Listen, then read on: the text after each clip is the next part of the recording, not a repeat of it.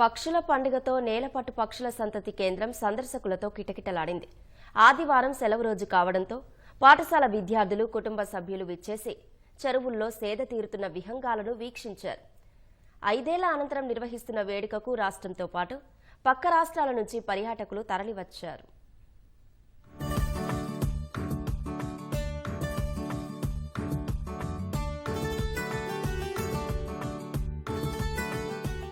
తిరుపతి జిల్లా దొరవారి సత్రం మండలం నేలపట్టు పక్షుల సంతతి కేంద్రంలో నిర్వహిస్తున్న ఫ్లెమింగ్ ఫెస్టివల్ కు 2వ రోజు సందర్శకులు క్యూ కట్టారు. వలస పక్షులను వీక్షించేందుకు సుదూర ప్రాంతాల నుంచి విచ్చేశారు. పర్యాటకుల కోసం అధికారులు అన్ని రకాల వసతులు కల్పించారు. నేలపట్టు చెరువు కట్టపై సందర్శకులకు వేర్వేరు మార్గాలను ఏర్పాటు చేయడంతో పాటు వారికి సూచనలిస్తూ అప్రమత్తం చేసేలా వాలంటీర్లను ఏర్పాటు చేశారు. వ్యూ పాయింట్ నుంచి పక్షులను తిలకించిన పర్యాటకులు వాటిని తమ ఫోన్లలో బంధించారు.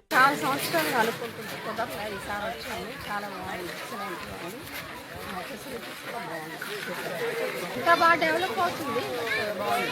చాలా బాగున్నాయి సార్. వలస పక్షులు అని చెప్పారు, చాలా బాగున్నాయి, చాలా ఎక్కువగా వచ్చినాయి.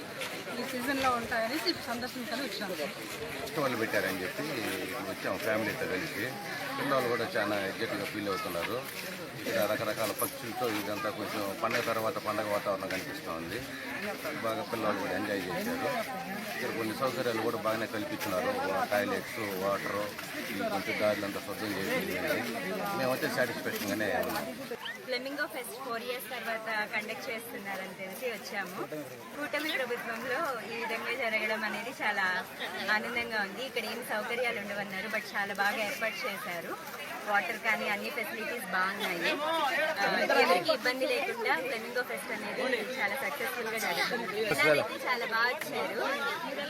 చాలా తర్వాత జరుగుతుండగా చాలా మంది వచ్చి అందరూ ఆహ్లాదంగా ఎంజాయ్ చేస్తున్నారు నేచర్.